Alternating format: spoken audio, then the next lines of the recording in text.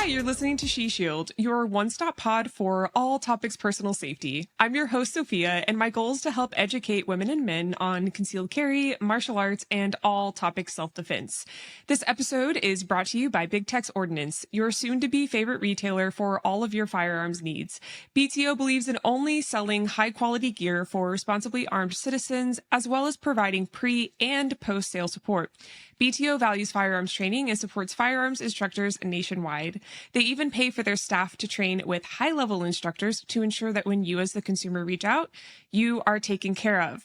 Before I announce our guest speaker today, I just want to thank you all for 20,000 downloads. We passed that about a week and a half ago. I took my time to announce that, but thank you, listeners, so much. The best way to help the podcast is to leave a review. So if you could do that by scrolling up to the top of wherever you're listening right now, hit that star and leave your honest review. Hopefully it's 5 stars. That really, really helps podcasts get on the, what am I trying to say? Just get out there. So if you have time today, I would truly appreciate that. Today we have a lovely, lovely guest who has actually been on before, but we had some technical difficulties. So this is take 2. But I'm still so happy we're doing this. We have Jocelyn Castillo on the show. Jocelyn, I would love for you to introduce yourself to the listeners. Hi, my name's Jocelyn Castillo. I am,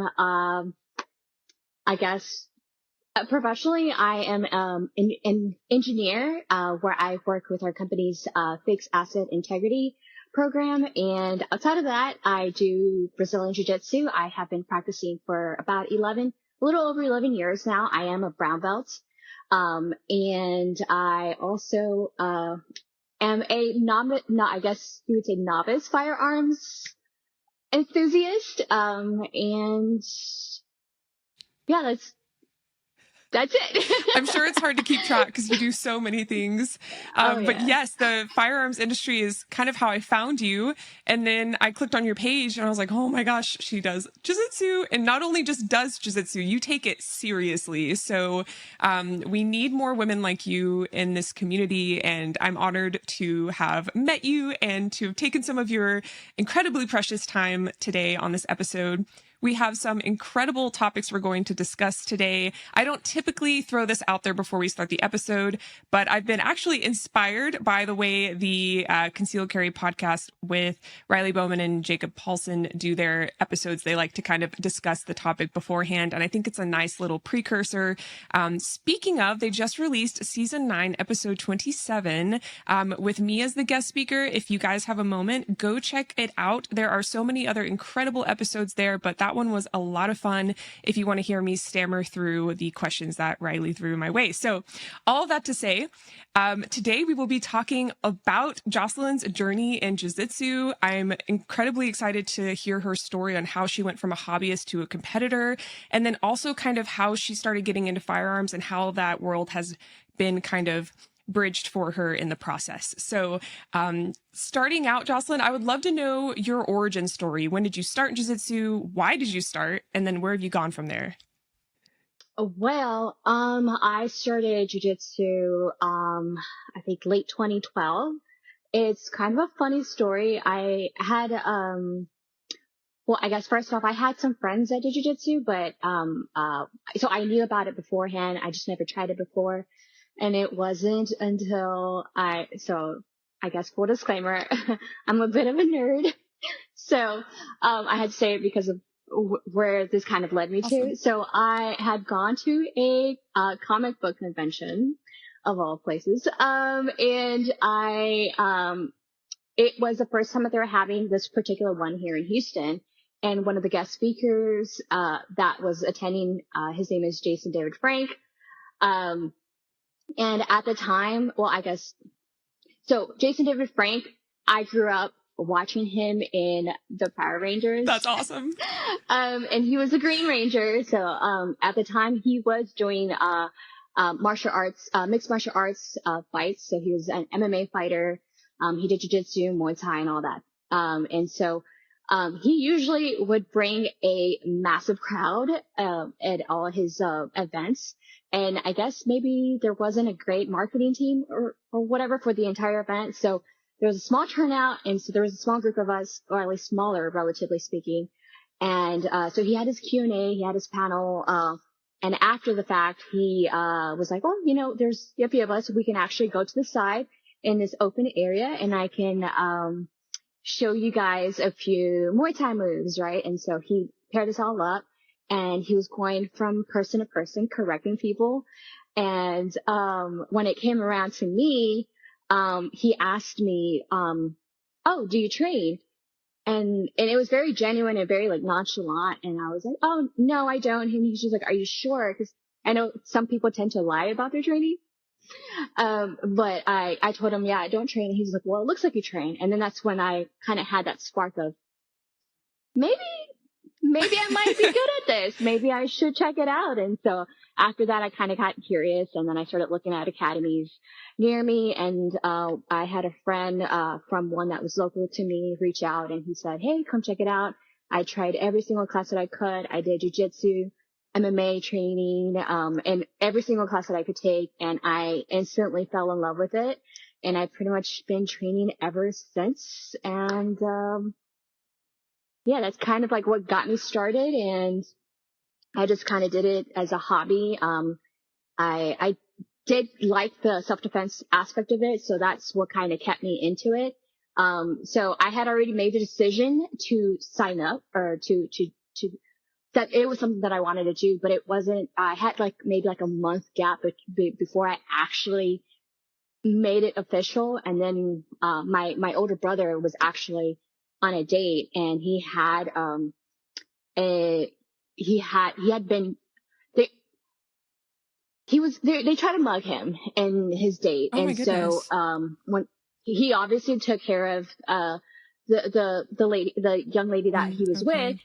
But after he, had mentioned that, it was very eye-opening and I thought, okay, I definitely need to make the move. Let's do it. And I just kind of, hit the ground running and just, started training after that. And I have been fairly consistent since then. Absolutely. So Wow. yeah, It's like everything was pushing you in that direction and you couldn't like avoid it at some point. absolutely. How incredible that you took that and turned it into something amazing. And now you're sharing your journey and it's inspiring others, including myself. Anytime I see your jiu-jitsu content, I'm like, damn it, I need to train like this. It's time. I need to get back into it, or I need to go like another day this week, and not just my 1 or 2 days. Anyway, so Yeah. I do want to mention that I remember when we first discussed it, it was something that you mentioned that you wanted to start getting back into. And it's awesome to see that's something that you are doing. So that's pretty cool thank to you. see. That's so encouraging. I really appreciate that. Yes, I finally, same thing kind of happened. Not in the sense that there was something, terrifying, but I just got to a place where I was telling enough people to get into it. And I was like, I can't do this anymore, where I'm like not doing the thing I'm promoting. So, anyway, so Yeah. yes, thank you. Thank you for that. Seriously. As far as you mentioned, let me start over. Sorry. You mentioned, different types of combatives. So MMA and stuff like that. What hmm caused you to stick with jiu-jitsu the most, or do you do MMA as much? I don't know if you do. I Used used to. to. Okay. So when I first started training, I was doing MMA training and jiu-jitsu Oh, combined.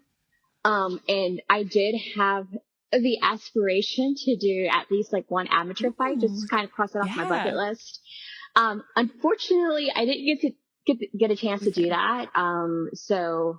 I'd like to think I was pretty fearless and I was in Yeah. training and I would get hit and I wouldn't care, but my body was telling me that I am not unstoppable and I'm not unbreakable. So, long story short, I ended up getting two detached retinas. Oh, yeah. Oh my goodness. One I was able to recover from surgically. Yeah. This the first one, not so much. So, not so fun little fact. I am permanently blind on the right side, partially permanently blind on the right Oh side of my my eye. goodness. on like the dead center of my vision. Wow. So after the second retina detachment, my doctor was like, well, um, I, I also have a degenerative condition. So it was kind of a matter of when, not if. So it was just bound to happen. And I guess thankfully because of my training, I was able to find out sooner. So that was cool. Not cool, but I guess more Sure, informative, I guess. absolutely. Yeah. And he was just like, well, if you want to protect your vision, maybe not do striking. And I was just like, oh, okay. And it really took a lot of, I don't know, it was something that I definitely wanted to keep Yeah. training, but I had to really humble myself and just understand that maybe it's not something that I need to be doing. So after that, I just pretty much stuck to jujitsu, and there's less opportunity to get struck in the face. Yes. And so just for the protection of my vision, I just decided to cut off MMA training and just stick with Brazilian Jiu-Jitsu. Absolutely. I just want to say thank you for sharing that here on this podcast, because I'm sure it's not easy to revisit. And I can't tell you how many resources I searched just trying to hear someone's story of not being able to fight because of an injury. When I broke my nose and had 2 surgeries, I also could not fight. And it broke my heart. Like, I wanted to do that so badly. And I remember researching like nose break recovery, nose break MMA, or facial injury, and nothing was on the web. So at the time, this was, 5 years ago, but to hear your story and to know that others are going to hear it and maybe are going through something similar is incredibly empowering. So thank you for sharing that. Before we move on, because I'd love to explore this a little bit more with you. What was that process like emotionally for you to like leave that behind and then kind of transition? Do you feel like you fulfilled that desire through competitive BJJ or what? Well, I was also during this time frame, I was also really occupied with school. Mhm. I was going to school for engineering, Yeah, so no that biggie. really took a lot of my time. So it wasn't that much of a big deal because I started reducing the amount of time that I was doing that type of training. Right. So it Okay. was kind of a relatively smooth Okay. transition. Just because I was able to dedicate a little bit more time for school rather than training, and so it was just, I think at the end of the day, it kind of balanced it all. Okay. But I still kind of had the itch to do striking, so I sometimes do go in there. Like it's been a while, but I've crossed to the other side of the mat Right. and done some Muay Thai training, but Nice. I do have to be very um Mhm. purposeful of the way I'm communicating with my training Yes. partners. And I tell them, hey, please don't hit this area. And I promise I don't want to get hit in the face. I don't want to potentially lose my vision. So I Right. kind of had to explain that Mhm. a little bit beforehand, and they're totally understanding. So I'm still kind of able to, get a little bit of the training, but, perhaps not as much as I would like to, Right. but it's been a fairly good balance of that. Absolutely. And I'm sure at this point, with just the rote memorization of, throwing like a jab cross, elbows, knees, and just moving around someone, all of that, if you needed to use it in a fight, I'm sure that would come back immediately and Hmm. you would just be on it. I think about that a lot. Like, Yeah, that is the right? goal. It's I don't want to forget it too. exactly, absolutely. And I totally understand that itch. And it's empowering to hear that you do that and that you emphasize communication with your partners. I don't think that's something anyone ever taught me. I just got to a place where it was either like, don't train or just tell everyone about your nose break and make sure they don't do it again for you. And then Hmm. put them through that trauma, because I've had to do that a few times. People have felt really bad from that.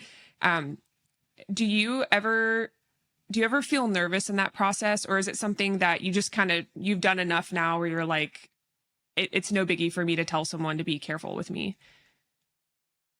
Yeah, it's not a big deal for Awesome. me. At first I felt, like, um, a little nervous, Or, bringing it up, but now it's just a matter of fact. And, I'm prioritizing my health at that yes. point and my well-being. So, it's just one of those matter of fact things where, hey, this is the situation.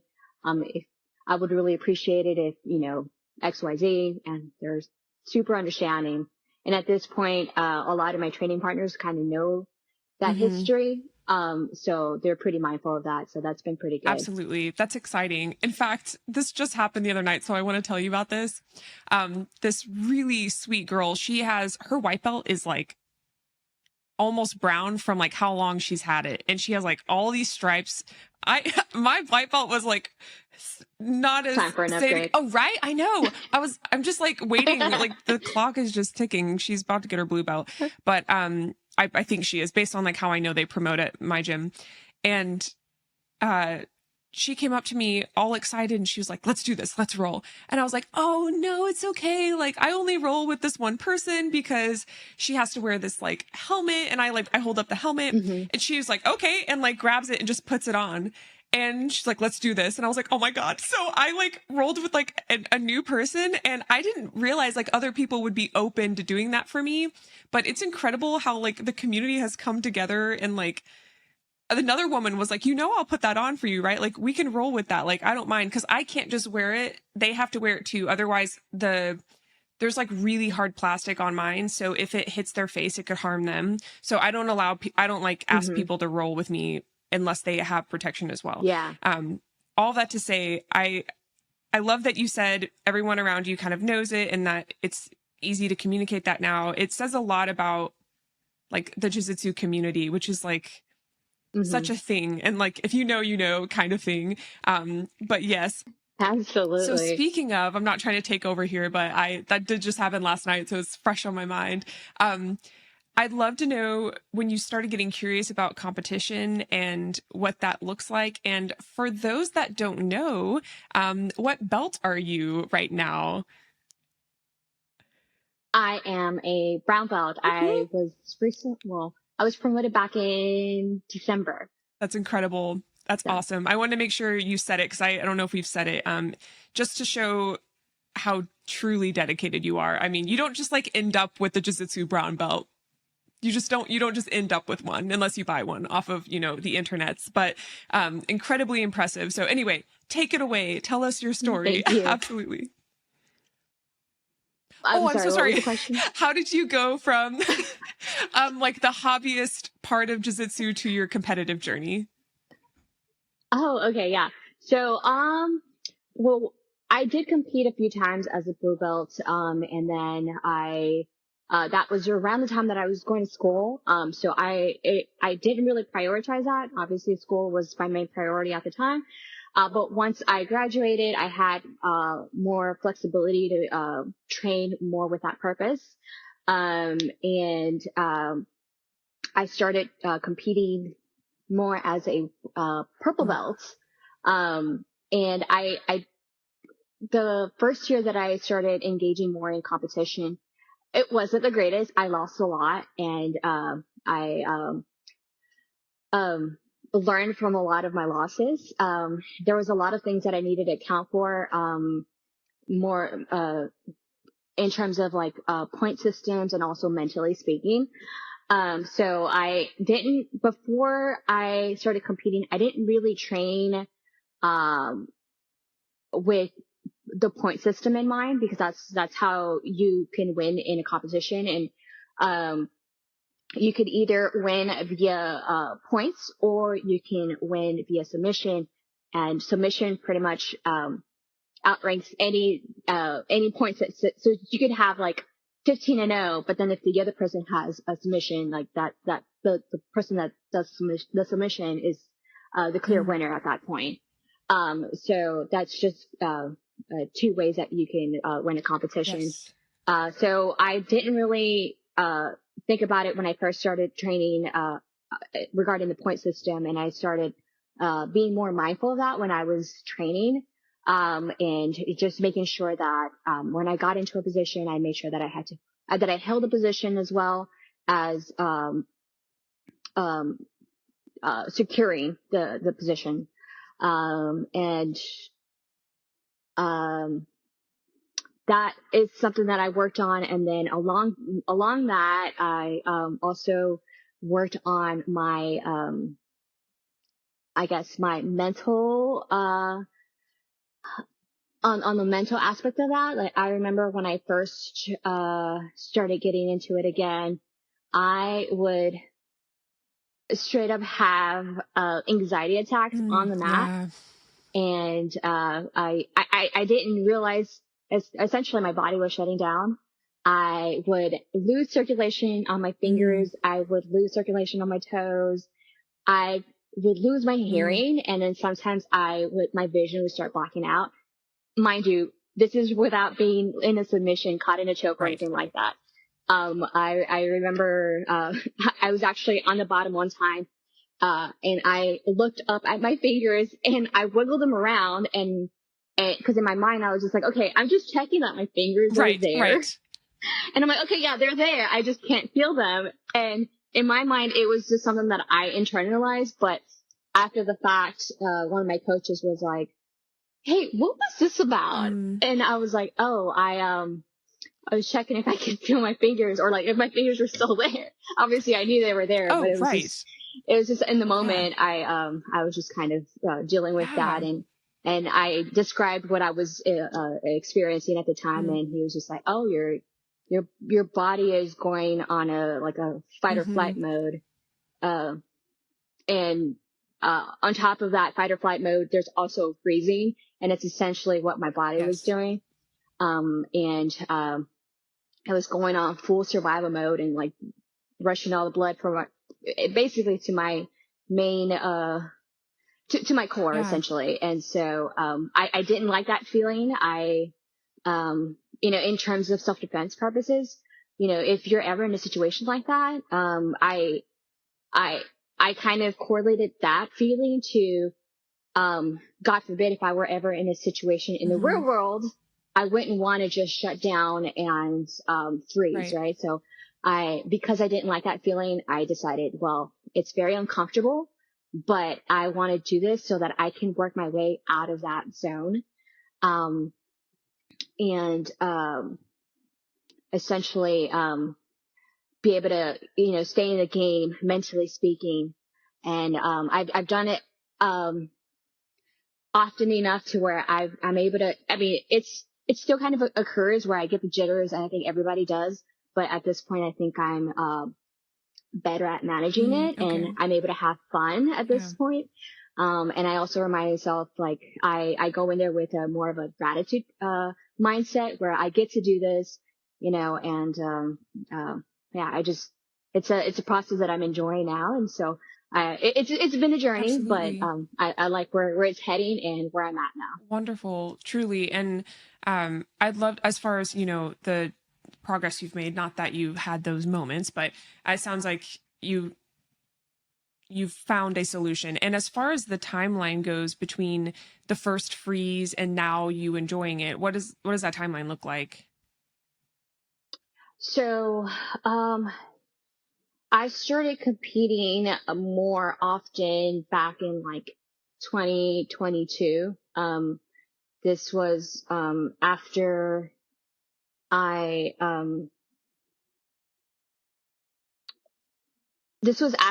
had done a sheepdog response training. So, I know I mentioned it last time in the previous time that we met, but, they had shown us, the Cooper's Code of Self-Awareness. So there's 5 different levels: white, yellow, orange, red, and black. Just to describe the 4 levels, white is unaware, unprepared, tuned out, and yellow is relaxed, prepared, aware, good situational awareness. Orange is identify potential threat, ready to act, wargaming, possible reactions. Red is you're taking action, you're high alert, you're actively engaged, and you are in an emergency response. And black is panic, frozen, in shock, caught off guard, broken down mentally and physically. So that's essentially where I was finding myself, in the black zone. And, I wanted to work my way out of that. And, after I started competing, I wanted to have more practice of getting out of that zone. When I started doing that, I still lost, but I saw those small little victories of I didn't shut down. I was more engaged, and after each competition that I was doing, I was getting better and better at managing that and making sure that I was staying in the game. I wasn't, even though I was in a bad position, I didn't let that, sort of take over. I knew that I can work my way out of that. I just needed to, take a step back and reassess where I was at, and either I was down in points or I needed to escape from a possible submission. So I just kind of worked through that. The first year, it essentially took me a year. It might take other people maybe faster or longer. But it was something that I worked through for a year. And then come 2023, I actually started seeing more success. And that's kind of around the time that I started enjoying the process. I was able to, find myself, being more self-aware of like where I was mentally speaking in a match, and just really being able to practice of getting out of the black zone, so to speak. And I was more on around like the between like yellow, orange, and red, which is so I worked on that, and I've essentially just have gotten better throughout the years, and I had a pretty good year last year. I did win a lot of my competitions via submission. I did have some losses, but the losses that I did have were via points. And I think I had like 2 submission losses that I had. One that I can think of, it was a 3-women bracket. I was in the absolute division with other women from different weight classes, also purple belts. And I went in there. I got a takedown. I passed guard, so I got points for those 2, for the takedown and the pass. And then I ended up getting caught in a submission. And, because it was a 3-woman bracket, the winner of each match would go for the championship. And, after losing that, I was like, okay, well, that's really unfortunate. But when my coaches told me, you still have a chance to win gold if you win the next one and you win the following one. And so I was like, okay, I went in there with a game plan and with a certain mindset, and I ended up winning my second match. And so the winner of this match and the winner of the previous match go for, the championship. And I ended up, doing this pretty much the same thing, getting a takedown and, going to pass the guard. And I went into mount pretty much within the first minute of the match. And I ended up winning that, and I ended up getting double gold, when I did that competition. So I was really happy about that. Even though I came with a loss, I ended up winning it overall. So I think having that, like change in mindset too has really helped a lot. But also like on top of thinking about it that way, also changing the mindset of more of a in terms of like gratitude and just it's something that I get to do.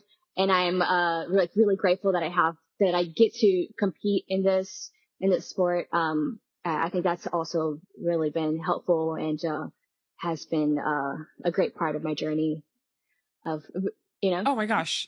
Yes. In jiu-jitsu competition. Yeah. Absolutely. SOG knives began with the mission to reproduce the original SOG Bowie knife used by the Special Ops Unit MACV SOG. Today, SOG knives are carried with confidence into the most demanding situations. Forged out of tradition, hardened in the field, honed for you. Whether you're protecting others or leading an epic hunting expedition, tackling one of life's everyday challenges, or facing your most extreme conditions yet, lead the way with SOG. What began as a single commemorative model soon became a full line of innovative tools, field proven by U.S. Special Forces, even honored as the Navy SEAL knife of choice. I've personally carried SOG knives since I added knives to my everyday carry setup, and have yet to be disappointed by their design and durability. Their craftsmanship is rooted in legacy of honor and courage and is unmatched. With SOG by your side, you are equipped to lead the way, no matter the challenge. Join the ranks of those who dare to push beyond limits and define their own legacy, and use code SHESHIELD to support the pod and to save. That's SHESHIELD at checkout. I love what you said. I wrote it down because I didn't want to forget it. You said it was still a victory. Like, you didn't win, but the fact that your hands didn't freeze, that was a victory for me. And I think that concept is not discussed enough. It doesn't get the attention it deserves. I relate it to when I'm at USPSA matches, and some of these guys, and of course, I don't know their intentions for competing. I don't know their backstory. I don't know what's going on in their head, but I see them walk off a stage and they'll like kick the ground. They'll like sometimes throw a mag. They'll be like, they'll cuss really loud. And my first match before I read With Winning in Mind, I kind of like did that in my head. I'd kick the ground metaphorically and, cuss at myself. And I got to where like now I focus on little victories, and it makes the world of a difference. And it's, I'm so glad to hear. I love the way you put it. I feel I need to steal that from you, but I think it's great that, and such a treat that we get to hear your mental game story. So thank you for sharing that. And yes, I'm glad you brought back up the sheepdog response experience. That was a really cool portion of our first take of this episode months ago. So I'm glad you remembered that. That's awesome. As far as jiu-jitsu goes, I know not to like harp too much on your injury. Do you feel like it's pretty safe when you're competing? As far as like protecting your eye area, has anything ever come across your face where you've been like, oh my gosh, I'm just curious. And this is honestly a selfish question because I don't know. I'd like to think I could compete one day, even though I don't think I could. So in competition, I haven't had a situation where I've been concerned over my eyes. However, I have during training for competition. Gotcha. Because it gets a little bit more intense. Yes. I was training with one of my female teammates, and oh my God, bless her heart, she was so like, we were both kind of like in panic mode when it happened, but it was just kind of a freak accident. I think she moved really fast, and like the tip of her fingers brushed over my eyes, and it was done so fast that my vision blacked out, like on that side. And I had a little bit of a panic mode, and like it was a little scary at the moment. Totally. But I was like trying to breathe through it and calm myself down. And I was trying to, in my mind, I was trying to recall. So I had a LASIK surgery a couple years ago. And one of the things that I remembered is that when your eyes experience a high level of pressure during the procedure, your vision does black out a little bit, and it comes back slowly. And I did research before I went in there, right? Before I had the surgery. So I knew that going in, and I knew that I knew what to expect throughout the process. So whenever that happened during training, I was like, okay, just, breathe a little bit. I started thinking about that process and kind of comparing it to that. And I was just kind of trying to calm myself and just breathe through it and to just kind of let it play out. And then eventually I could start seeing my vision kind of slowly come back. And I was like, okay, I think I'm good. But that's about one of the few times that I had like an uh-oh situation where I was like, oh, this could possibly be something bad, but it ended up not being anything. But during competition, it's not something that I've really been concerned about for the most part. But during training, accidents can happen, and especially, I've been training for a while. It's bound to happen, right? But I do have to be more mindful about while I'm training. Absolutely. And again, totally selfish of me to ask because I'm just curious. I am truly inspired how you have, like, you didn't just give up this journey. You were like, no, I'm going to adapt. I'm going to figure this out. I'm going to communicate. And then now you're on top. You're just double gold. Oh my gosh. So cool. I didn't know there was double gold. I didn't know that was a thing. So, but that makes sense. That's truly so amazing. Kind of pivoting here, and don't get me wrong, if you have anything else come up about competition or the mental game, please feel free to go back to that topic.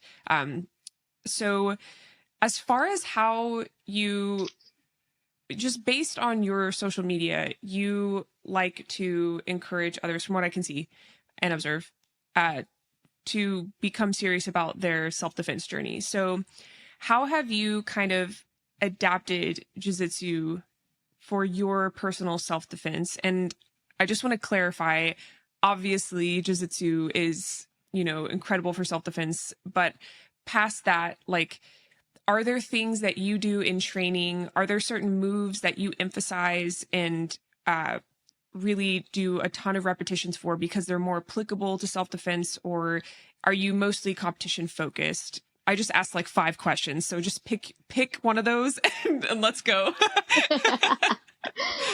Oh my gosh. So I guess at the moment, there isn't something, since I'm really focused on competition, I do mostly focus on that, but, I don't know. I guess part of that practice has been whenever I've done like the sheepdog response training, or this other training that I had with one of my was one of my coaches. Well, it was a combination with my coach and another black belt and one of my teammates. They all have a military background, and they had a training at this facility in Texas. Right. I can't remember where. Anyway. And so, I got to train with them. And so there was a combination of like firearms training with combatives. And that's something that, I've also been engaging in. And, when I practice self-defense, it's almost apart from my competition training, because some things that I do in competition may not necessarily be applicable to the self-defense aspect. Like, I'm not going to go in a self-defense scenario and do like, X guard, even though it'd be dope. And, so it would be, and hey, if I could, that would be really cool. But, you do have to kind of shift gears a little bit. It's for me, I would use, jiu-jitsu in focusing on like either controlling the other person or being able to get out of a certain situation or like a certain position. And it's actually one of the things that I've wanted to do recently. I talked to a few of my teammates, where I wanted to practice more, self-defense, training. And I have this, like mock firearm. Ooh, okay. I think you have one too, where I want to bring it into training and be able to drill with it. So it's something that I need to move on to. So, that's kind of, in my future. That's kind of a goal. I did it a little bit, but I wasn't as consistent, but that's something that I definitely want to get more consistent with in my training. Okay. I'm trying not to freak out, but, I was just saying this on the episode with Riley Bowman, the one I mentioned at the beginning of this episode.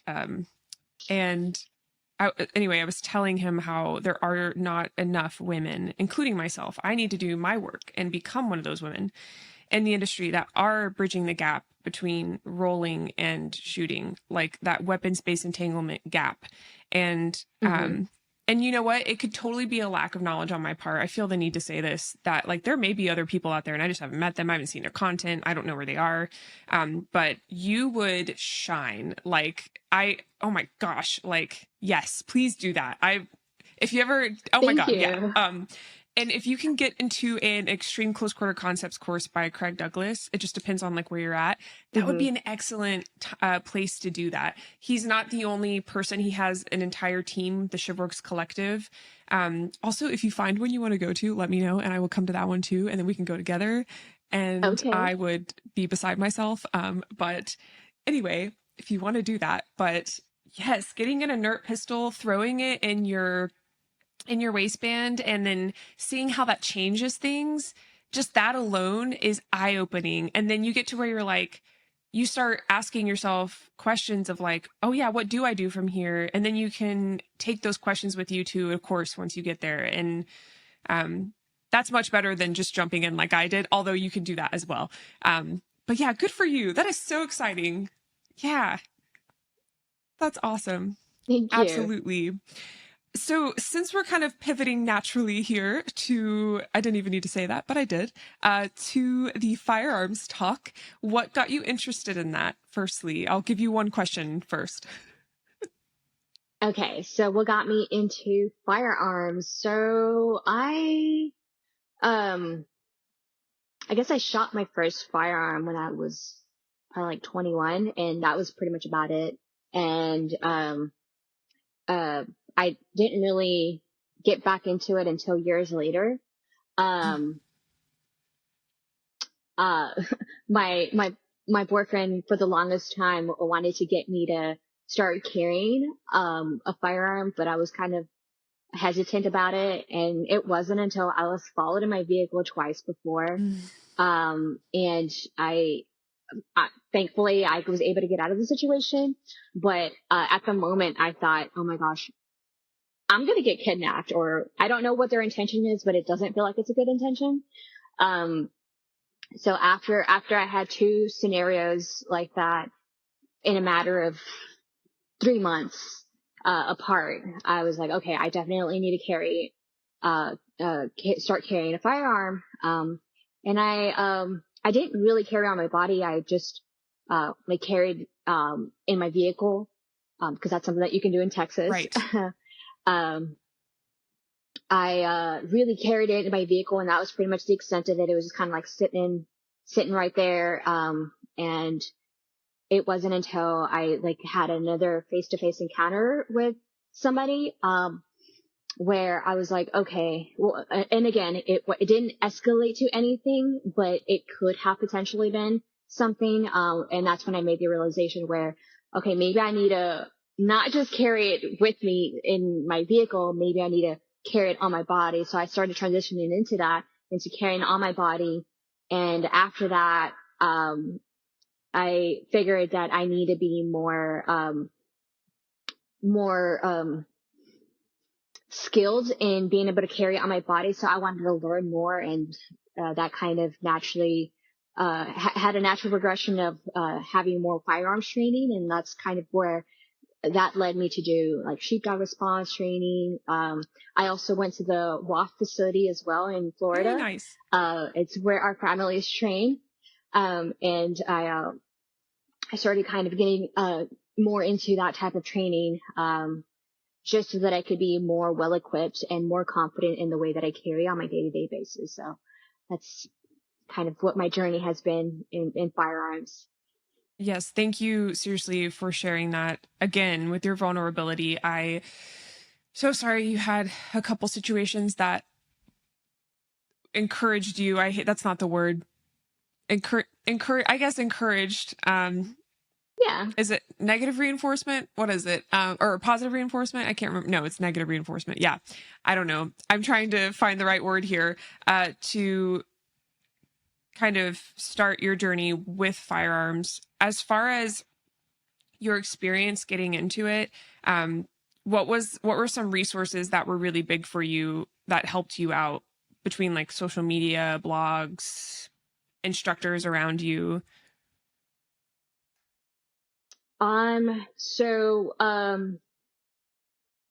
one of the biggest resources, at least to get me started, well, one, I know you had mentioned this in one of your previous, episodes with Lisa of like not getting your boyfriend or your significant other to help you. I actually did. I was pretty receptive of his help. So he Nice. kind of, helped me out a little bit. Good. And then he kind of just kind of set like a good foundation. Yeah. And then after that, I was like, okay, well, I want to learn more on my own. And I just went off and like started learning a lot of things on my own. I did use your account as a reference, so you're really I'm helpful so on that. And there are a few others that other few ladies that I follow too, where I started kind of getting advice from. So I do thank you for that. You've been absolutely amazing. It also horrifies me. I'm like, what did you see? Because I've taken some stuff down. So I'm just kidding. No, it's all been great. Good. It's all been pretty helpful. And yeah, there's a few other ladies, and I had a chance to meet some of those recently, some of those ladies recently. So I was able to communicate that to them and thank them for being a part of my journey. That's awesome. So yeah, that's kind of what I utilized as kind of a guide on like what path to take and like the different resources. Very cool. Yeah, that's good to know. I always like to ask that question because part of She Shield and its purpose is to kind of be like a resource hub. I'm actually starting a page on my website. I'm about to release that. I keep saying that, but I keep holding on to it because it's not ready yet, but I just need to let it go. I'm just going to have like a full resource page of like all the training centers I know of and like where they're located, and like just try to do that from the perspective of a female too. Because I feel like it's important for us to kind of vouch for each other, like certain instructors and even like training techniques and ideas or even like gear out there. So all that to say, first of all, thank you for saying that, and for again sharing your story. As far as your training goes with like sheepdog response and whatnot, what is that? Kind of what door has been opened for you from there when it comes to self-defense? What have you realized that you want to learn more of, that you maybe have like a gap in your knowledge with and you're excited to kind of learn more with? So first off, I was able to learn. I had a huge gap before I attended those training courses. I did their Protector 1 training and their carbine training as well. And I had a baseline of knowledge, but going to those trainings was really helpful, and I was able to elevate my knowledge. In that, I was able to learn more drills that I could practice on my own. So it was really eye-opening, but it was something that I'm like pretty grateful to have experienced, because I was able to gain a lot of knowledge from that. But also I was able to meet other people that are seeking that type of education, and just other people in that community as well. That's wonderful. Absolutely. And not to give you whiplash, but I'd love to kind of go back to we were talking for the listener, we were talking before the episode, how we both like to kind of like go between topics, and some people get whiplash from that. But it works out perfectly because we both get it. So back to the BJJ thing, because I don't want to gloss over this. You have so much knowledge in that area. You're so empowering. This is an incredible opportunity to talk about the process and what it looks like for someone getting into it. I've recently had quite a few women reach out and with the same question, which makes me feel like I need to make it just like a YouTube video about it and I can send it to them.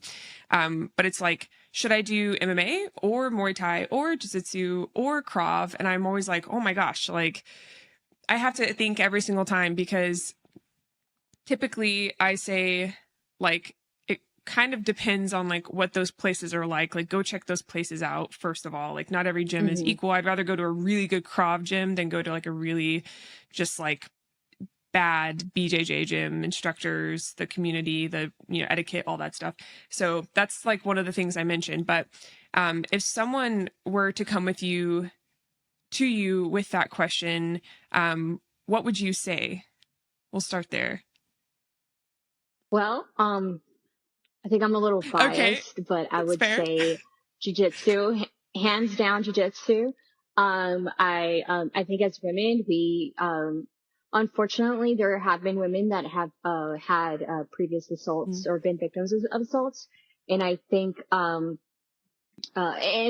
mind you, one that does occur, sometimes it's someone that you may know, right? And so it's more of a close, I guess in an intimate setting. So learning, jujitsu and learning how to, um, how to, um, how to move whenever you're in the most vulnerable positions. I think it's really empowering for a woman. I did have, I've hosted a few women's self-defense seminars before, to women who have had zero knowledge. And I had a few questions, from this one, participant, and she kept asking me a lot of questions. And she was kind of like, oh, well, that's not going to work. And I had her try it with, this guy that was helping me in the class, and he was like 200+ pound guy. And I was able to apply that same move to him. And she was just like kind of taken aback of how easy it was. And she was just like, oh, that's, when she saw it demonstrated, she was curious, but at the same time, she was a little hesitant until she tried it herself. And whenever she tried it, she was like, it was like a light bulb in her head, and like, it was like her mind was almost blown, right? And she had another follow-up question where, so the position was when somebody has you on mount. And I showed her how to escape that. And then, I demonstrated this, move. This was from, someone being mounted on you, right? And I showed, it was an escape from mount. And, she had a follow-up question where, well, what happens if both of your arms are pinned underneath the guy? And she's just like, it's a very vulnerable position. And I said, well, actually, it's more beneficial for you because you have more leverage. And she just couldn't understand that. And once I demonstrated her how powerful that was, and she tried it herself, I literally saw like tears falling like down her cheeks. And that's when I realized she had a prior experience where she was in that position. And when after the seminar was over, she talked to me about it. She didn't get into detail, but I could sense that she was, well, she did say how she was at a party and she was taken by these two guys, and they basically took her to the middle of nowhere, and they were beating her, and her arms were on her side. And when she realized that she was a lot more powerful in that position, she got really emotional. And that's one of the things that I wish more women knew, is that there's a lot of leverage that you have, and you don't realize how your body can move until it's not something that you're like automatically gonna know. So being able to practice that and practice those vulnerable positions, you don't realize how much your body is capable of until you try it. So if it's something that you're hesitant to try, I say do it. And if you still don't feel comfortable, you can also talk to your coach, to the coach about it, and just say like this, whether you had a past trauma or not. And he can also pick certain partners for you as well. So that's something that you can try as well. So, and in terms of, just women that are wanting to try it. I think, looking at the culture of how gyms treat, their beginners and, or how you treat the other women that train there. What you said is so important. The communication of of someone who's been a victim in a gym. That is not something that has ever been discussed on the podcast. So thank you for bringing that up. I didn't even think to bring that up. And so I love what you said. Talk to the instructor, have them choose partners for you. And I'd love to know on this same topic before we move on, or the same question before we move on to the next one. How do you feel about turning down a request for someone to roll with you if you don't feel comfortable? What is your process for that? So, that's one of the things that, they actually, let the ladies know in my academy. That's actually one of the things that I really appreciate. From our, female black belts, we actually have 2 female black belts that we train under. So that's pretty incredible. Because, well, now they're more easy to come across, but, I'm super fortunate that I get to train with another female black belt. But anyway, back to the question. So that's one of the things that she always says to us and every woman that comes in. If you don't feel comfortable, it's okay to say no. And you don't have to train, you don't have to accept a role if you don't feel comfortable. If there is, if you do feel uncomfortable, you can also, like I mentioned before, you can reach out to your coach, and he or she can say, okay, I've selected maybe like 5 people and these are good people to train with. You can do that. I also highly recommend, to train with an upper belt because they're a lot more controlled rather than, a female training with a male white belt, just because there's, more, when you're training with a higher belt, there is more control and more, self-awareness. So I would say if you're a lady that's trying it out for the first time, there's nothing wrong with asking a higher belt to train, and they totally understand. They totally get it. So that's kind of, the culture that we have at our gym. And actually on that note, I mean, it's kind of not on the note, but sort of in the topic. One of the things that I really appreciate about, my academy, is that, our coach, whenever he promotes somebody to a black belt, he actually requires them to do a background check, because you don't want to have someone that is an authoritative power in the academy, like a coach, to either have like something in their background, right? Because unfortunately there have been some of those cases before. Yeah. And so, the fact that my coach, requires everybody who's going to get promoted to black belt to have a background check, I think it's the gold standard. And I think that every academy should do that. So I like to brag about that. Wow. I'm in shock. So yeah, that is incredible. That is incredible. Seriously, I've never heard of that. I don't normally hear though about Brazilian Jiu-Jitsu black belts ending up in jail. Like that's not a very common thing, but if I did, that would be concerning.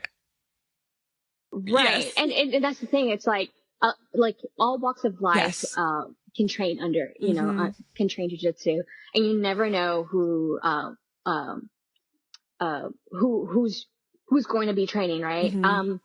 So, and sometimes it's like, I don't really hear that, but like, I've heard where, either coaches have taken advantage, like you see it all the time, like in gymnastics or, like where that opportunity is present. So I think that that's one of the things that, our academy prides on, is proud of, that we kind of set our students at a higher standard. And that's something that our coach requires.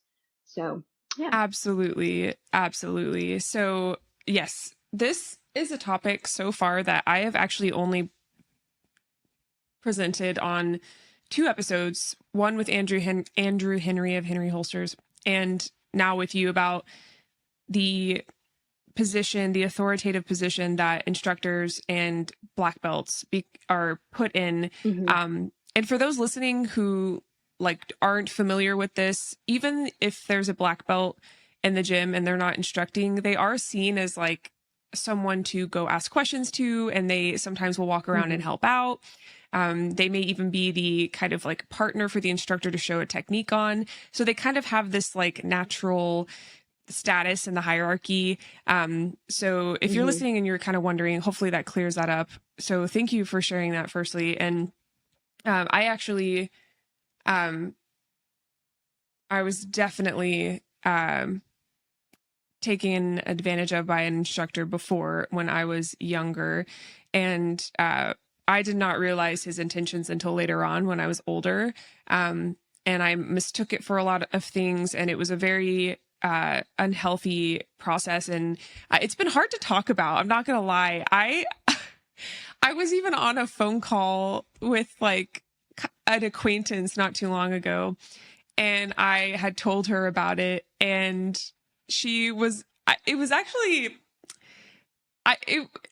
it felt very judgmental in nature. Like, and I even like explained how old I was, and it still was like, it wasn't taken well. And she's a martial artist too. And that's kind of how we've stayed in contact over the years. And it was interesting. And I don't think people realize how vulnerable you are. And I actually only told her because she's a martial artist, but, I don't think people realize like, it's an authority position like any other. And these parents don't know where they're sending their kids sometimes. Like they don't scout the place out. I mean, my nieces are about to join jiu-jitsu. They just recently came to me and explained that they were being bullied at school, and I don't want to go to jail. So I'm taking them to jiu-jitsu instead. And so even, oh my gosh, get this. One of the girls that is being a bully, she does jiu-jitsu. So my niece is afraid of her.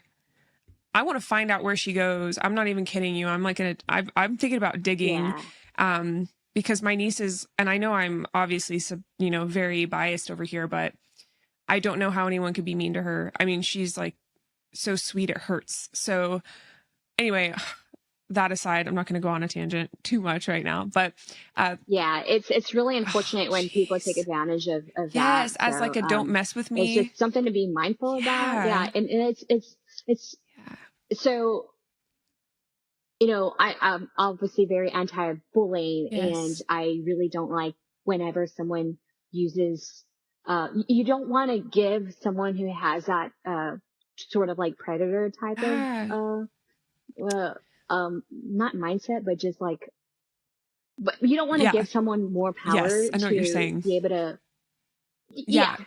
okay. And so, whenever you mention that, this guy, comes to mind. His name is Tom DeBlas. Okay. And he's a jiu-jitsu black belt, and he's like a huge advocate for, anti-bullying. And he's called people out where they've either been in the jiu-jitsu community and like taken advantage of their skills or whatever. But also on the flip side of that, he's also seen where, like, if like a video goes viral and some kids being bullied, he will reach out to them and, give them training. And I think that is awesome. So cool. And I'm starting to see a lot of that in the community. And it just overall, I feel like the jiu-jitsu community really like stands up to bullies. I don't know, just they really want to empower people to, not be the victim, right? So, to be, strong, to be confident. And there's a lot of things that you can gain from jiu-jitsu in general. So absolutely. Yeah. Absolutely.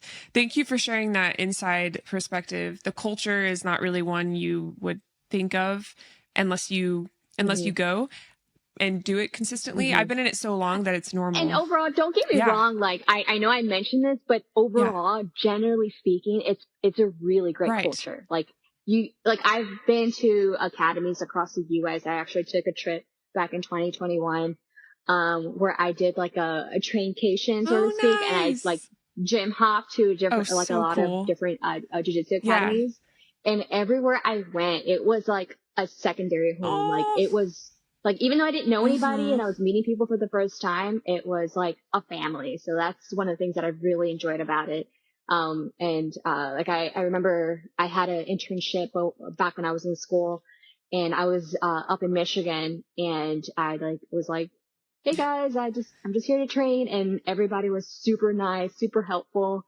And like I said, like I didn't even feel like an outsider because I felt so welcome. So Right. that's been a really awesome Oh, experience. absolutely. And I'm sure they were excited to have you. It's always interesting when you like consistently train with the same people to have someone come in who's respectful and you can trust with a Mm-hmm. role and get to hear about like the way their gym does stuff and learn from them. Like, Mm-hmm. um, I'm sure they were all excited to have you visit as well. That's super cool. That's awesome. Is there anything else that people should look for while we're on the topic when they are joining a jiu-jitsu gym besides you mentioned having two, female black belts? Anything else you can think of? So, what somebody should look at when they're selecting a jiu-jitsu academy to join is, one, do they have a kids program? You want to have someone, you want to go to a place where, you can trust your kids to go to. If they have uh, if they have women that are members, it obviously shows that, they treat their members well, that women are sticking to it as well. Also like how they treat their guest. Sometimes, um, like whether you have a person that's visiting the academy and they're just demolishing them, like that's not cool. But on the flip side of that, if they have someone who is going in there as a guest and is just like completely being a jerk, you typically have your mat Mm. enforcers where they, you know, make sure that is addressed. And then also, I don't know. This is going back to, women that are wanting to join jujitsu. Because one of the things I would say is, if they have women that are members, but sometimes a lot of times there aren't many women that train. Sometimes you could be the only woman that's on the mat. And if it's something you want to do it. And, because you might not be there might not be other women and you might be the only woman that is training, but you could be the reason why another woman that comes in to train sticks to it because they see that another woman has stuck with it. And I think that's super valuable. And especially if you start seeing women that are, blue belts, purple belts, brown and black belts, obviously it's, very motivating to see other women that have stuck with it. More in the long term. So, that's one of the things I would say to look into a gym. I know there's like so much more to that, but that's kind of like what came to mind. Seriously, all of that was perfect. And I mentioned to you earlier that we've had quite a few people answer this question because I like to see what people come up with. And you just introduced a new perspective. We've talked before on the pod about how if there aren't a lot of women, maybe take that as a sign and don't go. But if everything else is checking out, there's a chance that the Mm-hmm. reason there aren't any women is because no one has like started that trend. So I love that you introduced that perspective. That's not really something I'd considered before, to be quite frank. So thank you for doing that. And of course, balancing that out with like, what is your general vibe, right? Like if the vibes are off, vibes Yes. are a thing, aka our gut, our intuition as women and men as well. We all have a Yeah. gut. So, And the reason why I say that is because usually like it depends on what area you're looking into. If it's um, in a city, a big city, the chances are there's going to be a lot of women, but sometimes like during my travels, there were academies that were kind of, in low populated mm, areas. Chances are there might not be a lot of women that join. So, in that type of scenario, you could be that woman that kind of sets the tone for other women to train. And that's why I bring that up because sometimes it's it could be dependent on that. So absolutely. Yes. Thank you so much for sharing that. And as someone who has actually traveled between many gyms, I feel really safe with you sharing that perspective. Like, I feel like by now you truly have a good, well-rounded sense about that type of thing. So thank you for sharing that. I just know you're going to think of another one later and you're going to be like, damn it, why didn't I say that? If you do, text it to me. I'll put it in the show notes. But seriously, that was golden. The only other question I have for you today, because you make a point to share your journey in this, and it's so encouraging to me as well, is how do you balance all of the jiu-jitsu and the weightlifting? Because you are also strong as hell. I love seeing your lifting content, and your gym updates. I think it's mostly on the stories. I don't scroll as much anymore, as much as I go through people's stories now. And I hate it because I end up not supporting people that I care for. It's mostly because once I start scrolling, I can't stop. So I need to turn on my notifications, but all that to say, how do you balance that? So I do post a lot of my lifting on my stories. I probably should post a lot more on my post.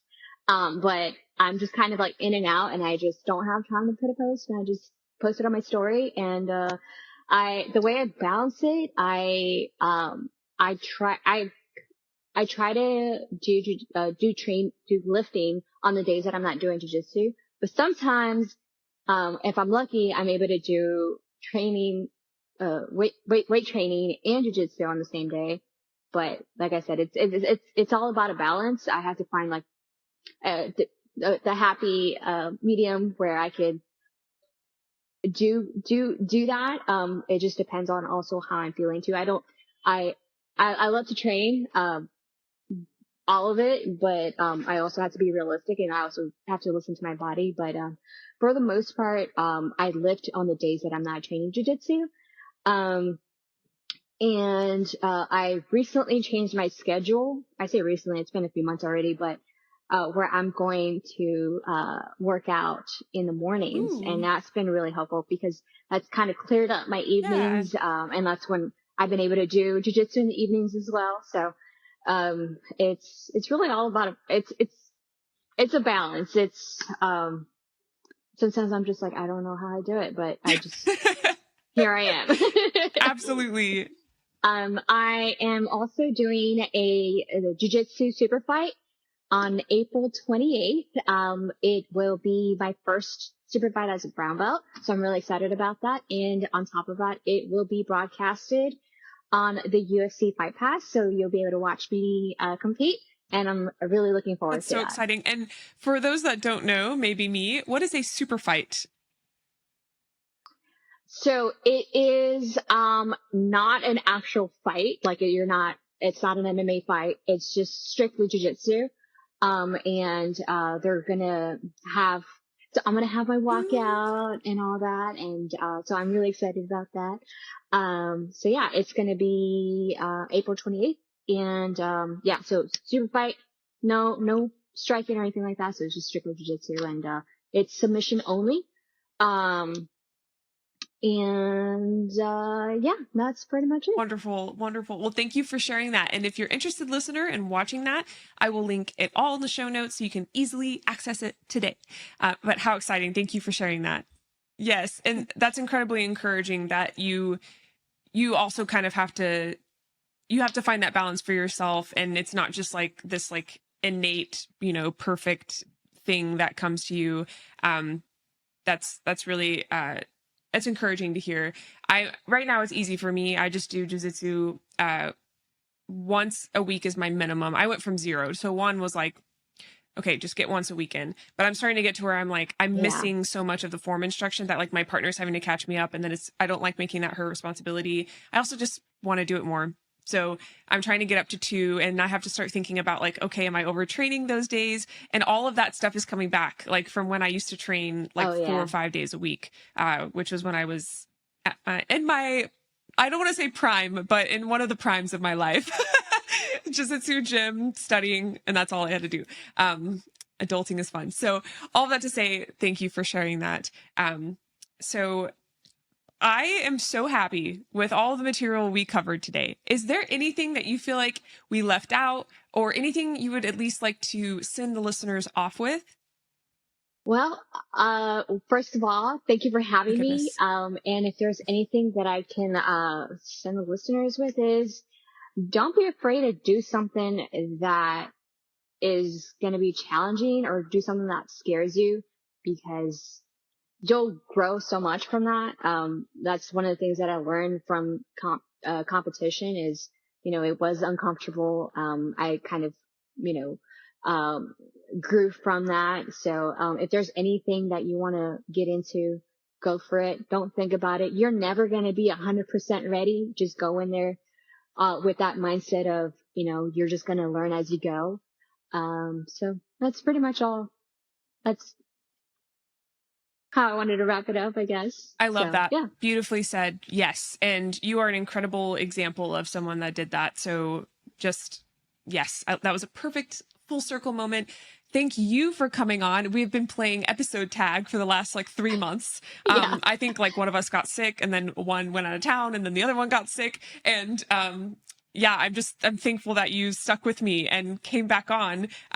Just says a lot about. And I hope the audio was a lot better this time around. It is. Too. Yes, we can actually hear you. So I just remember being like, I don't think we can salvage this. And also it's just too many good things. Your story is so special. I would hate for it to not people not to listen because the audio is bad, So I was really, really grateful and still am grateful that you came back on. So thank you. For anyone. Thank you for having me. Oh again. My gosh. Yes. My pleasure. For anyone wanting to look into Jocelyn's socials, we always have that tagged in the show notes, which are the notes below the title. If you're interested in exclusive content, we are revamping our Patreon. So if you're interested in that, you can join now. We'll send you a sticker and a patch along with some more soon to be exclusive things coming your way. We have episode highlights made by Lisa Hamilton, best friend of the pod. You can visit Shield on Instagram and TikTok for updates, pictures of our guest speakers, podcast highlights, and more at Shield Pod. All resources in the episode will be linked in the show notes. If you liked the episode, you can help so much by liking, subscribing, and leaving a review. It takes 5 seconds, guys. Please help us get on the charts. And if you or anyone you know is a firearms owner experiencing a crisis, please look into holdmyguns.org. They are an organization that will connect you with a local gun shop or FFL to store your firearm for you. The link to access their website and to find a storage location partner is available in the show notes. In the meantime, stay safe and stay vigilant.